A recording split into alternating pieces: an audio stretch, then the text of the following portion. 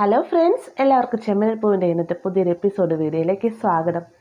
എപ്പിസോഡിൻ്റെ തുടക്കത്തിൽ തന്നെ കാണിക്കുന്നത് നമ്മുടെ രവിയും ശ്രീകാന്തും ഒഴികെ ബാക്കി എല്ലാവരും തന്നെ രാത്രി സമയത്ത് പൂ മേടിക്കാണ്ട് വീട്ടിൽ ആൾ വന്നതിൻ്റെ പേര് രേവതിയെ വിമർശിക്കുകയാണ് കേട്ടോ. ഇതിനെല്ലാം തന്നെ നല്ല തക്ക മറുപടിയും നമ്മളെ സച്ചി കൊടുക്കുന്നുണ്ട്. അപ്പോൾ ഇങ്ങനെ സംസാരിച്ചുകൊണ്ടിരിക്കുന്നതിനിടെ ശ്രുതി പറയുന്നുണ്ട്, എൻ്റെ ജോലിയുടെ സ്റ്റാറ്റസിനനുസരിച്ച് ചേർന്ന കടയല്ല അത്. എൻ്റെ ക്ലയൻറ്റ്സ് ആരെങ്കിലും എന്നെ വീട്ടിലേക്ക് വരിക മറ്റു ചെയ്തു കഴിഞ്ഞാൽ വീട്ടിലേക്ക് കയറുന്ന വഴിക്കുന്ന ആ ഒരു പൂക്കട എന്തൊരു മോശമാണിത് എന്നൊക്കെ രീതിക്ക് ശ്രുതി സംസാരിക്കുമ്പോഴത്തേക്കും സച്ചി പറയുന്നുണ്ട്, നിനക്കെന്ത് മോശം, നിന്റെ തലയിലല്ല കടയിരിക്കുന്നത്, പിന്നെ നിന്റെ ഭാര്യയ്ക്കൊരു കടയുണ്ടല്ലോ, അതെന്താ നിനക്ക് മോശമല്ലേ, പൂക്കടയാണല്ലേ നിനക്ക് മോശമായി തോന്നുന്നത്. അതുമാത്രമല്ല, നിന്റെ ഷോറൂമിലൊക്കെ പുതിയ പുതിയ കാറുകൾ പോകുന്ന സമയത്ത് അവരെല്ലാവരും മേടിക്കുന്നത് പൂക്കളല്ലേ. അതാണ് ഈ പറയുന്നത്, കാറ് മേടിക്കുന്നവർക്ക് പൂക്കൾ മേടിക്കാം, പക്ഷെ പൂക്കൾ മേടിക്കുന്നവർക്ക് കാറ് മേടിക്കാൻ പറ്റില്ല, അതാണ് അതിന്റെ തത്വം എന്നൊക്കെ നല്ല മറുപടി തന്നെ സച്ചി പറഞ്ഞിട്ട് രവിയോട് യാത്ര പറഞ്ഞിട്ട് അവിടുന്ന് പോവാണ് കേട്ടോ. സച്ചി പോയിട്ട് തൊട്ടുപുറകെ തന്നെ രേവതി ഒഴികെ ബാക്കി എല്ലാവരും അവിടെ നിന്ന് പോവുകയാണ്. ചന്ദ്രയാണെങ്കിൽ അവൻ എൻ്റെ രവിയാട്ടെ പറഞ്ഞിട്ട് പോയത്, എന്ത് തത്വം എന്നൊക്കെയാ എനിക്കൊന്നും മനസ്സിലാവുന്നില്ല എന്നൊക്കെ പറയുമ്പോഴത്തേക്കും ഒരുപാട് നേരമുണ്ട് ചന്ദ്രൻ, നിനക്ക് വൈകുന്നേരം വരെ ആലോചിക്കാനായിട്ട്, നീ ഇവിടെ ഇരുന്ന് ആ തത്വം എന്താണെന്ന് ആലോചിക്കുക എന്നൊക്കെ പറയുകയാണ്. അപ്പോൾ ഇത് കേൾക്കുമ്പോഴത്തേക്കും ചന്ദ്രൻ നേരെ രേവതിയുടെ നിനക്ക് തിരിയാണ്. എന്നിട്ട് പറയുന്നുണ്ട്, അതെ പൂ മേടിക്കാനും പിണ്ണാക്ക് മേടിക്കാനും പറഞ്ഞ് ആരെങ്കിലും ഇവിടെ വന്നു കഴിഞ്ഞാൽ എൻ്റെ തനി സ്വഭാവം നീ കാണും എന്നൊക്കെ പറയുമ്പോഴത്തേക്കും രേവതി പറയാണ്, പൂ മേടിക്കാൻ വരുന്നതൊക്കെ ഈ പിണ്ണാക്കാരാ മേടിക്കാൻ വരുന്നത്, അമ്മ ഇനി പിണ്ണാക്കിൻ്റെ കച്ചവടം തുടങ്ങാൻ വല്ല തീരുമാനം എടുത്തിട്ടുണ്ടോ എന്ന് ചോദിക്കുമ്പോഴത്തേക്കും രവി പൊട്ടിച്ചിരിക്കുകയാണ് കേട്ടോ.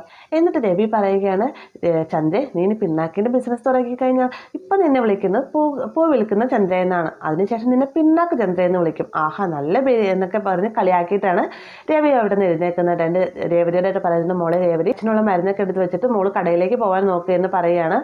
ചന്ദ്രയാണെങ്കിലോ രേവതി തന്നെ രൂക്ഷമായി നോക്കുകയും ചെയ്യാണ് കേട്ടോ. പിന്നീട് കാണിക്കുന്നത് നമ്മുടെ സച്ചിയാണ്. സച്ചി കൃത്യസമയത്തിന് മുന്നേ തന്നെ ഒരാളെ നമ്മുടെ ശ്രുതി നിൽക്കുന്ന പാർക്കില്ലേ, ആ പാർക്കിൻ്റെ അവിടെ കൊണ്ടേയാക്കാണ്. അയാൾക്കാണെങ്കിൽ ഭയങ്കര സന്തോഷമാവുന്നുണ്ട്. അതിനുശേഷം ഒരു 50 രൂപയുടെ എക്സ്ട്രാ കൂടുതലായിട്ട് സച്ചിയുടെ കയ്യിലേക്ക് കൊടുക്കുന്ന സമയത്ത് സച്ചി മേടിക്കുന്നില്ല കേട്ടോ.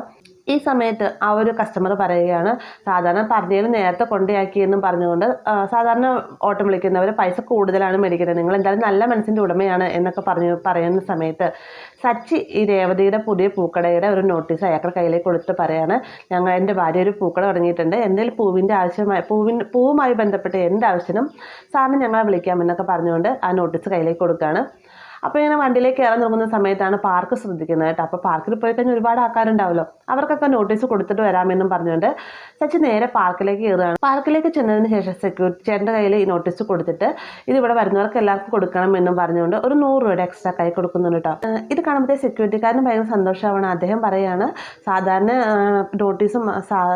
എൻ്റെ കയ്യിൽ ഇങ്ങനെ നോട്ടീസൊക്കെ തരുന്ന സമയത്ത് ആരും തന്നെ എൻ്റെ കയ്യിൽ 10 പൈസ പോലും തരുന്നില്ല, കാരണം എന്തായാലും ഒരു നല്ല മനസ്സിൻ്റെ ഉടമയാണെന്നൊക്കെ സച്ചിയോടായിട്ട് പറയുകയാണ്. അതിനുശേഷം എന്തായാലും പോകുന്ന വഴിക്ക് കുറച്ച് പേർക്ക് നോട്ടീസ് കൊടുത്തേക്കാം എന്നും പറഞ്ഞുകൊണ്ട് നോട്ടീസ് കൊടുത്ത് പോകുന്ന സമയത്താണ് സച്ചി ആ ഒരു കാഴ്ച കാണുന്നത്. അതായത് നമ്മുടെ ശ്രുതിയുടെ കൂട്ടുകാരനും കൂടി അവിടെ ഇരുന്ന് കപ്പലണ്ട് ഇരുന്നുകൊണ്ടിരിക്കുകയാണ് കേട്ടോ. ഇത് കാണുമ്പോഴത്തേക്കും സച്ചിക്കത് ഭയങ്കര ഷോക്കാവുന്നുണ്ട്, പക്ഷേ ഉള്ളിൻ്റെ ഉള്ളിൽ ഭയങ്കര സന്തോഷവും. സച്ചി വേഗം തന്നെ ഇത് ഫോണിൽ റെക്കോർഡ് ചെയ്യുന്ന സമയത്ത് സെക്യൂരിറ്റി ചേട്ടൻ അങ്ങോട്ടേക്ക് വരികയാണ്. എന്നിട്ട് പറയുകയാണ്, ഇവരിവിടെ എന്നും വരുന്നവരാണ്, ദേ ആ റോസ് ഷർട്ടിട്ടവനില്ലേ എന്നും പറഞ്ഞുകൊണ്ട് ശ്രുതിയെ കാണിച്ചു കൊടുക്കുകയാണ്. എന്നിട്ട് പറയുന്നത്, അവൻ കൃത്യം ഈ പാർക്ക് തുറക്കുന്ന സമയത്ത് തന്നെ ഇവിടെ ഉണ്ടാവും, ജോലിക്ക് പോകാനാണെന്ന് പറഞ്ഞാൽ വീട്ടിൽ നിന്ന് ഇറങ്ങുന്നതിന് തോന്നുന്നു, ഭക്ഷണവും എല്ലാം തന്നെ കൊണ്ടുവന്നിട്ടുണ്ട് എന്നൊക്കെ സെക്യൂരിറ്റിക്കാരൻ പറയുകയാണ്. അങ്ങനെ നമ്മുടെ ശ്രുതിയുടെ എല്ലാവിധ ലീലാവിലാസങ്ങളും സച്ചി ഫോണിൽ റെക്കോർഡ് ചെയ്തുകൊണ്ടിരിക്കുകയാണ് കേട്ടോ. ശ്രുതി പാർക്കിൽ കയറി പിള്ളേരെ പോലെ കടന്ന് കളിക്കുന്നതും ഉച്ചയ്ക്ക് കൃത്യം 1 മണിക്ക് ഭക്ഷണം കഴിക്കുന്നതുമായിട്ട് എല്ലാ കാര്യങ്ങളും സച്ചി ഫോണിൽ പകർത്തുകയാണ്. ഇതിനിടയിൽ വന്ന് സെക്യൂരിറ്റിക്കാരനും ഓരോ കാര്യങ്ങളൊക്കെ എന്നെ പറഞ്ഞു കൊടുക്കുകയാണ് കേട്ടോ. കൃത്യം 1 മണിക്ക് തന്നെ ഇവരെല്ലാം ഭക്ഷണം കഴിക്കും, 3 മണിക്ക് തന്നെ ചായ കുടിക്കും, കൃത്യം 6 മണിയാകുമ്പോഴത്തേക്കും പണി കഴിഞ്ഞ് ഇറങ്ങിപ്പോകുന്ന പോലെ തന്നെ 2 പേരും ഇവിടെ നിന്ന് ഇറങ്ങിപ്പോകും എന്നുള്ള കഥകളൊക്കെ തന്നെ സെക്യൂരിറ്റി ചേട്ടൻ പറഞ്ഞു കൊടുക്കുകയാണ്. അപ്പോൾ സെക്യൂരിറ്റി പറയുന്നത് നമ്മുടെ സച്ചി ഫോണിൽ റെക്കോർഡ് ചെയ്യുന്നുണ്ട് കേട്ടോ. ഇത്രയും കാര്യങ്ങളൊക്കെ പറഞ്ഞു തന്നുകൊണ്ട് തന്നെ സെക്യൂരിറ്റിക്ക് എക്സ്ട്രാ കുറച്ച് പൈസ കയ്യിൽ വെച്ച് കൊടുത്തിട്ടുണ്ട് സച്ചി അവിടെ നിന്ന് പോകുന്നത്. വളരെ സന്തോഷത്തോടുകൂടി തന്നെയാണ് സച്ചി പാർക്കിൽ നിന്ന് പോകുന്നത് കേട്ടോ. ഇതേ സമയം നമ്മുടെ ശ്രുതി ആകട്ടെ ഒന്നും അറിയാതെ തന്നെ എല്ലാ ദിവസത്തെ പോലെ തന്നെ ഭക്ഷണം കഴിച്ചിട്ടുള്ള ഉറക്കം എഴുന്നേറ്റതിന് ശേഷം വീട്ടിലേക്ക് പോകാൻ ഒരുങ്ങിയാണ് കേട്ടോ. പിന്നീട് കാണിക്കുന്നത് സച്ചിൻ നേരെ വീട്ടിലേക്ക് വരുന്ന സമയത്ത് രവിയെ കാണാണ്. രവി ചോദിക്കുന്നുണ്ട്, എന്തിനാ സച്ചിൻ നേരത്തെ എന്ന് ചോദിക്കുമ്പോൾ അതൊക്കെ ഉണ്ട് അച്ഛനൊരു സിനിമ ഞാൻ കാണിച്ചു തരാമെന്നും പറഞ്ഞുകൊണ്ട് നേരെ അകത്തേക്ക് ചെല്ലുകയാണ്. അതിനുശേഷം അല്ല അമ്മ എന്ത് ചെയ്യുന്നത് തിരക്കുന്ന സമയത്ത് ചന്ദ്ര അങ്ങോട്ടേക്ക് വരാൻ. എന്നിട്ട് ചോദിക്കുകയാണ്, എന്താടാ ഇന്ന് പതിവില്ലാതെ എന്നെ തിരക്കുന്നതെന്ന് ചോദിക്കുമ്പോഴത്തേക്കും അതൊക്കെ ഉണ്ട്, ഞാനിപ്പോൾ ഇവിടെ ഒരു സിനിമ ഇടാൻ പോകുന്നുണ്ട്, അതൊക്കെ കാണേണ്ട വ്യക്തികളിൽ ഒരാളാണ് അമ്മയും എന്നൊക്കെ സച്ചി പറയുന്നുണ്ട്. അതിനുശേഷം രേവതിയെ വിളിക്കുന്നുണ്ട്, വർഷയെ വിളിക്കുന്നു, ശ്രീകാന്തിനെ വിളിക്കുന്നു, നമ്മുടെ രേവതിയോടായിട്ട് പൗഡർ ഇടത്തിന് വിളിച്ചുകൊണ്ട് വരാനും പറയുന്നുണ്ട്.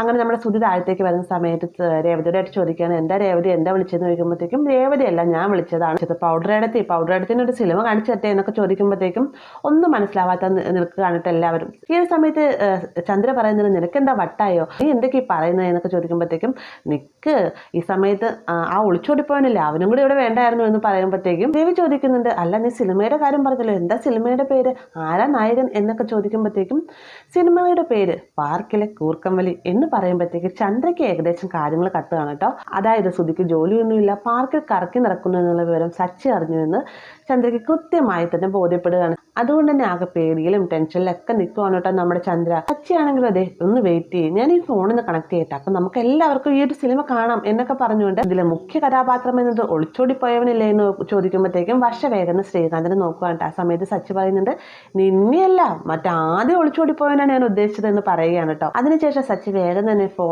ഫോണുമായിട്ട് TV കണക്ട് ചെയ്യുകയാണ്. അപ്പോൾ ഇതൊക്കെ കണ്ടുകൊണ്ട് ആകെ ടെൻഷൻ അടിച്ച് നിൽക്കുകയാണ് നമ്മുടെ ചന്ദ്ര. ആ ഒരു ഭാഗത്തോടെയാണ് ഇന്നത്തെ എപ്പിസോഡ് അവസാനിക്കുന്നത്. വീഡിയോ ഇഷ്ടമായെങ്കിൽ ലൈക്ക് ചെയ്യാനും കൂടെ ചാനൽ സബ്സ്ക്രൈബ് ചെയ്യാനും മറക്കരുത്.